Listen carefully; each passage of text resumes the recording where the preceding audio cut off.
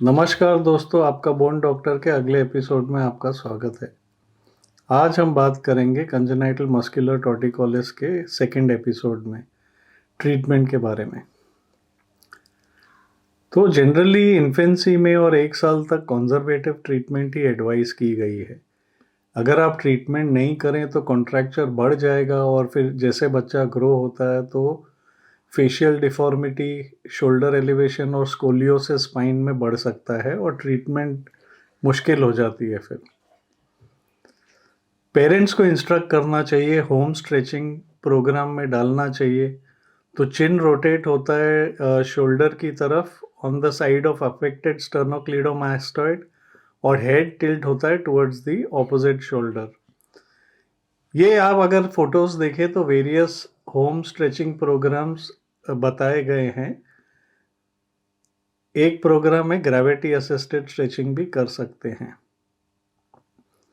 तो बेसिकली 1 साल तक अगर ट्रीटमेंट किया तो काफ़ी केसेस रिजॉल्व हो जाते हैं।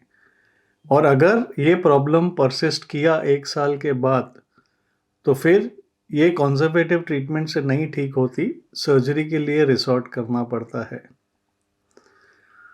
तो प्रोग्नोस्टिक फैक्टर्स क्या है? 1 साल के अंदर जो पेशेंट का ट्रीटमेंट करते हैं, अगर उन्हें फेशियल एसिमेट्री नहीं है और रिस्ट्रिक्शन ऑफ मोशन 30 डिग्री से कम है तो ये जनरली रिजॉल्व हो जाते हैं।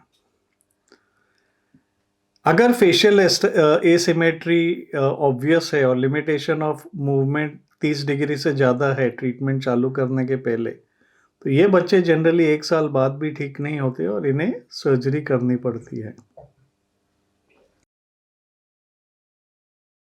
तो आइडियल टाइम क्या होता है सर्जरी का? सर्जरी का आइडियल टाइम होता है जस्ट बिफोर स्कूल एज, क्योंकि सफिशिएंट ग्रोथ होती है रीमॉडलिंग के लिए फेशियल एसिमेट्री की, क्योंकि काफ़ी ग्रोथ बाकी होती है और आहिस्ते आहिस्ते फेस बेटर होने लगता है।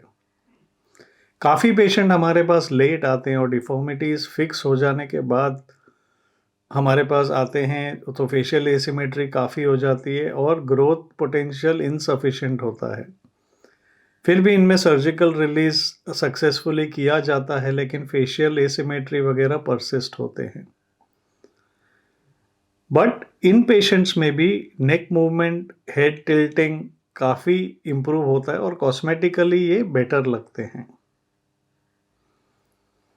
तो काफ़ी ऑप्शंस हैं हमारे पास सर्जिकल रिलीज के।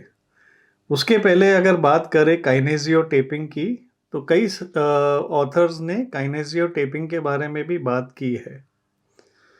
तो पावल 2010 में उन्होंने एक पेपर पब्लिश किया था जहां उन्होंने कंक्लूड किया 3 केस स्टडी से कि काइनेजियो टेपिंग ट्रीटमेंट ड्यूरेशन डिक्रीज करते हैं और लॉन्गर लास्टिंग एफिकेसी होती है।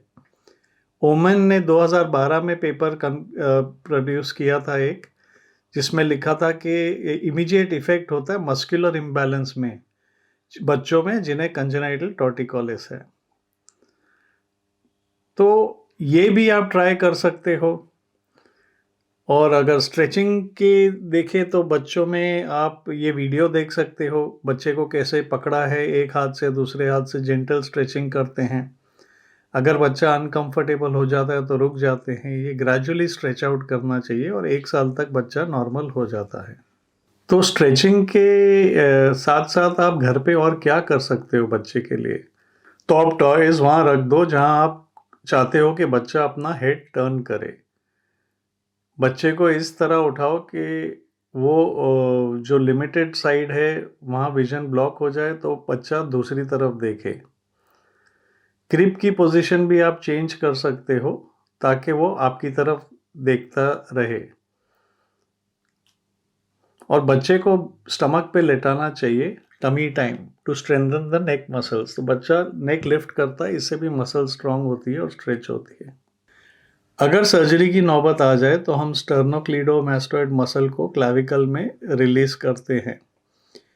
यूनिपोलर रिलीज होता है कि मसल को माइल्ड डिफॉर्मिटी में सिर्फ क्लैविकुलर हेड मसल का रिलीज करते हैं। अगर डिफॉर्मिटी सीवियर है या फाइब्रोसिस मसल में ज़्यादा है तो बाइपोलर रिलीज भी कर सकते हैं, प्रॉक्सिमली एंड डिस्टली। प्रॉक्सिमली मास्टॉइड के यहाँ रिलीज कर देते हैं। एंडोस्कोपिक रिलीज भी मसल का डिस्क्राइब किया गया है with advantages of precise. So unipolar release भी हमें 4 साल की एज के बाद करना चाहिए, क्योंकि अगर 2 to 4 इयर्स में ये सर्जरी करें तो जो टीनोटॉमी किया होता है मसल का वो वापस रीअटैच हो सकता है और टिदरिंग ऑफ द स्कार हो सकता है टू डीप स्ट्रक्चर्स। ये ज़्यादा कॉमन है 2 to 4 इयर्स में।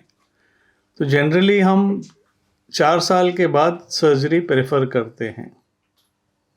कभी कभी आप एक हेड स्टर्नोक्लीडोमास्टोइड का रिलीज कर सकते हैं और दूसरा हेड को जेड लेंथनिंग कर सकते हैं।